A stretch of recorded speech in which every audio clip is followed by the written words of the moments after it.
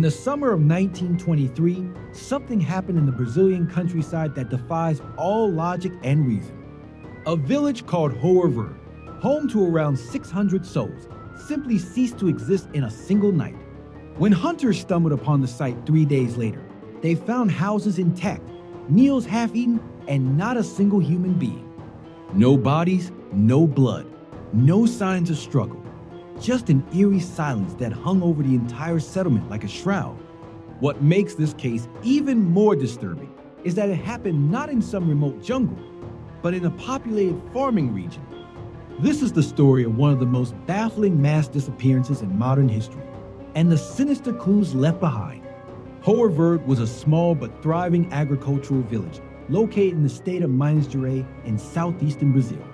It sat along a dirt road connecting larger towns, surrounded by coffee plantations, cornfields, and dense patches of Atlantic forest. The village was home to families who had lived there for generations, mostly farmers, laborers, and a few traders. Life was simple, predictable, and closely knit. Everyone knew everyone, and strangers were a rare sight. But on the morning of August 24th, 1923, everything changed in the most incomprehensible way possible. A group of hunters passing through the area noticed something deeply wrong. The usual sounds of daily life were completely absent. No children playing, no dogs barking, no smoke rising from chimneys. Just an unnatural stillness that made their skin crawl. Cautiously, they entered the village, and what they saw would haunt them for the rest of their lives. Doors were left wide open. Tables were still set with food, some of it rotting, as if people had vanished mid-meal. Clothes hung on lines, tools lay scattered in the fields, and livestock wandered aimlessly, clearly unfed for days. In the schoolhouse, slates still bore chalk writing from lessons that would never be finished. In one home, a pot of stew sat cold on the stove, spoons resting beside bowls that had never been touched. It was as if the entire population had been plucked from existence in an instant, leaving behind only the shell of their lives. The hunters immediately reported their findings to the authorities in the nearest town, and within days, investigators arrived at the scene. What they uncovered only deepened the mystery and introduced a chilling new layer of dread. At the edge of the village, near the entrance along the main dirt road, investigators found something that turned confusion into terror. Scrawled in crude letters on a wooden post was a sentence in Portuguese that read, "There is no salvation." The words were written in what appeared to be charcoal or ash, smudged but still legible enough to send a chill down every spine. No one knew who had written it or when, but its presence suggested that whatever happened here was not an accident. Some believed it was a warning left by the villagers themselves. Others thought it was a message from whoever or whatever took them. Investigators combed through every building, every field, every corner of Hoer Verde, searching for answers that refused to appear. They found no signs of violence, no ransacked homes, no broken windows, nothing to suggest an attack or invasion. Yet the complete absence of the population made it clear that this was not a case of voluntary evacuation. People do not abandon their entire lives, their food, their animals, their children's toys, without a reason. And they certainly do not do so in perfect unison, leaving no trace, no note, no witness behind. Theories began to emerge almost immediately, each more unsettling than the last. Some locals whispered about indigenous curses, claiming the land had once been sacred and was now exacting revenge. Others believed it was the work of bandits or slave traders, though no evidence of abduction or robbery was ever found. A few suggested mass poisoning, perhaps from contaminated water or food, but again, there were no bodies to support this. Then there were the more outlandish explanations: UFO abductions, interdimensional portals, or supernatural interventions. While these theories were dismissed by officials, they took root in the popular imagination and spread like wildfire across the region. Newspapers in Rio de Janeiro and São Paulo picked up the story, and soon Hoer Verde became a national sensation. Some journalists even traveled to the site, interviewing the hunters and publishing sensational accounts that blurred fact and fiction. But despite all the attention, no credible explanation ever emerged. and the case slowly faded from public view. For decades, Hoer Verde existed only as a footnote in regional folklore, a ghost story told around campfires and in rural taverns. But in the early 2000s, the case resurfaced thanks to the internet and a new generation of researchers. Amateur investigators began digging through old archives, newspaper clippings, and police records, trying to piece together what really happened. What they found was both fascinating and frustrating, because the official record of Hoer Verde is remarkably thin. There are no surviving police reports, no photographs of the scene, and no follow-up investigations documented in any official capacity. In fact, some researchers began to question whether the event happened at all, or whether it was an urban legend that had been embellished over time. But then, in 2008, a Brazilian historian named Marcos Paulos claimed to have found references to the case in old regional newspapers. According to Paulos, the disappearance did occur, but it was covered up or ignored by authorities who had no explanation to offer. He also suggested that the village may have been erased from maps intentionally to prevent panic or to bury an embarrassing mystery. Whether or not this is true remains impossible to verify, but it adds yet another layer of intrigue to an already baffling case. What we do know is that the site of Hoer Verde, if it ever existed, is now completely overgrown and lost to the jungle. No plaques mark its location, no memorials honor the missing, and no descendants have come forward to claim connection to the village. It is as if the place and the people who lived there were erased not just physically, but from history itself. So, what really happened to the people of Hoer Verde? Let us examine the most plausible theories, starting with the possibility of mass abduction by armed groups. In the early 20th century, Brazil's interior was plagued by banditry, militias, and illegal labor operations.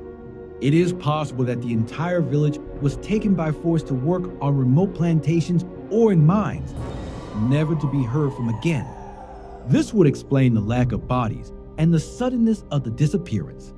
However, it does not explain why there were no signs of resistance, no scattered belongings, no evidence of panic.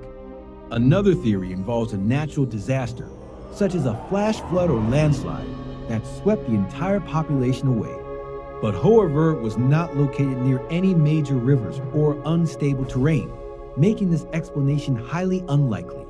Then there is the possibility of mass hysteria or a cult-like exodus, where the entire village fled together under some shared delusion or fear.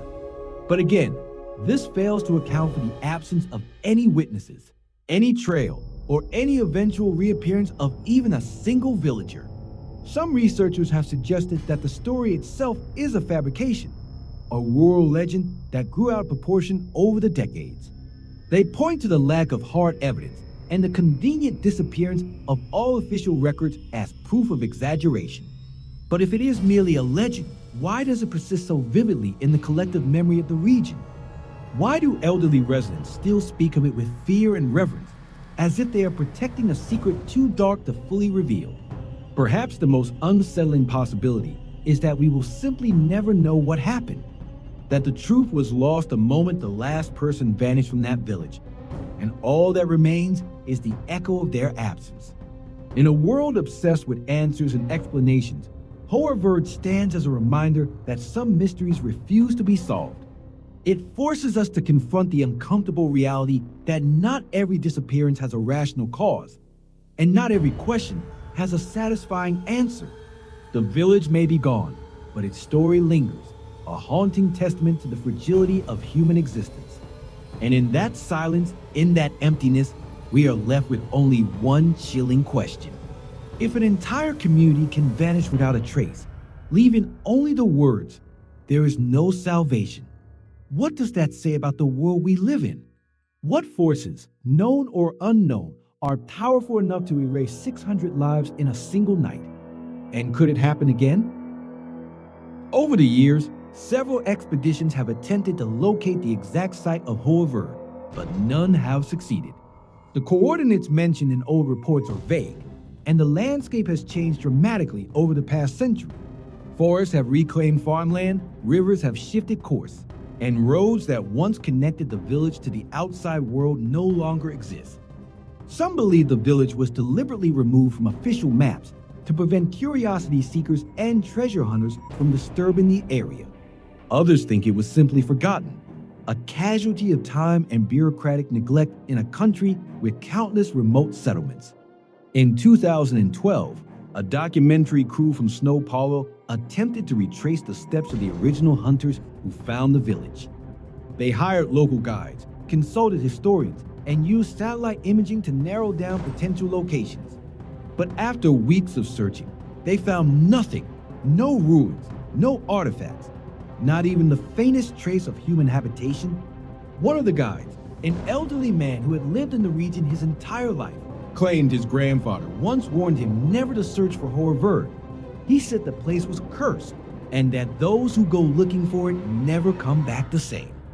Whether this was superstition or genuine fear, the crew decided not to press further and abandon the search. This pattern has repeated itself several times. Researchers arrive with confidence, only to leave empty-handed and unsettled. It is almost as if the land itself refuses to give up its secrets. In the absence of physical evidence, the story of Hoer Verde has taken on a life of its own in popular culture. It has been featured in books, podcasts, YouTube videos, and even a low-budget horror film released in 2018. Each retelling adds new details, some based on speculation, others purely fictional, blurring the line between history and myth. But beneath the embellishments, the core of the story remains disturbingly consistent. A village existed, its people vanished, and no one has ever been able to explain why. Some paranormal researchers have drawn comparisons between Hoer Verde and other mass disappearances throughout history. The most famous is the case of the Roanoke colony in 1587, where over 100 English settlers vanished from an island off the coast of North Carolina. The only clue left behind was the word Croatoan carved into a wooden post, eerily similar to the message found at Hoer Verde. Then there is the case of the Eskimo village of Antigonish Lake in Canada, where 30 people allegedly disappeared in 1930, leaving behind food and fires still burning. Though this story is widely considered a hoax, it shares the same narrative structure: sudden disappearance, no bodies, no explanation. These parallels suggest that the human mind is drawn to stories of unexplained vanishings, perhaps because they tap into a primal fear of the unknown. But in the case of Hoer Verde, the question remains: is it history or folklore? The lack of verifiable documentation makes it nearly impossible to confirm the event with absolute certainty. Yet the story persists, passed down through generations, whispered in the villages that still dot the Minas Gerais countryside. And in a strange way, the uncertainty only adds to its power. Because whether it happened exactly as described or not, the legend of Hoer Verde speaks to something deeper. It reflects our fear of being forgotten, of disappearing without a trace, of leaving no mark on the world. It reminds us that even in the modern age, with all our technology and surveillance, there are still places where people can simply cease to exist. And perhaps most troubling of all, it suggests that there are forces in this world, whether human, natural, or otherwise, that we do not fully understand. In recent years, some historians have proposed a more mundane explanation for the disappearance. They suggest that Hoer Verde may have been a victim of the Spanish flu pandemic, which ravaged Brazil in 1918 and 1919. According to this theory, the entire village could have been wiped out by disease, and the bodies buried quickly to prevent further contagion. The survivors, if there were any, may have fled in fear, leaving the village to decay and eventually be swallowed by the jungle. This would explain the lack of bodies and the sudden abandonment, but it does not account for the cryptic message or the complete absence of records. Another theory points to economic collapse, suggesting that the villagers may have migrated en masse to larger cities in search of work. But again, this fails to explain why they would leave everything behind, including valuable possessions and livestock. Some researchers believe the truth lies in a combination of factors: disease, fear, economic hardship, and perhaps a triggering event that caused mass panic. But without concrete evidence, all of these remain nothing more than educated guesses. And so the mystery endures, as stubborn and impenetrable as the forest that now covers the land. What makes Hoer Verde particularly haunting is not just the disappearance itself, but the silence that followed. No government investigation, no media follow-up, no public outcry, just a quiet erasure from the collective memory. It is as if the village and the people who lived there were deemed unworthy of remembrance. This erasure raises uncomfortable questions about how we value human life and whose stories get told. In a world where history is written by the powerful, how many villages like Hoer Verde have simply been forgotten? How many lives have vanished without a trace, not because of mystery, but because no one cared enough to remember them? Perhaps that is the real tragedy of Hoer Verde, not the disappearance itself, but the indifference that allowed it to fade into obscurity. And yet, here we are, more than a century later, still talking about it, still searching for answers. In that sense, the people of Hoer Verde have not been entirely forgotten. Their story lives on, not in official records or monuments, but in the imaginations of those who refuse to let go of the mystery. It serves as a reminder that every disappearance, no matter how obscure, represents real lives, real families, real loss. And as long as someone is willing to ask the question, what happened to them? Their memory endures. So what can we take away from the story of Hoer Verde? Perhaps it is this, that the world is far stranger and more uncertain than we like to believe. That there are still places where the rules of logic and reason do not apply. That even in an age of satellites and data, some things remain beyond our grasp. And that the most terrifying mysteries are not the ones we solve, but the ones that refuse to be solved at all. Hoer Verde may never give up its secrets, and perhaps that is exactly as it should be. Because in the end, it is not the answer that haunts us, it is the question. The message scrawled on that wooden post still echoes across the decades. There is no salvation. Was it a warning, a confession, a prophecy? We may never know. But one thing is certain. The village that disappeared overnight has left a scar on history that time cannot heal. And as long as we continue to seek the truth, that scar will remain visible. A reminder that some stories, once begun, can never truly end.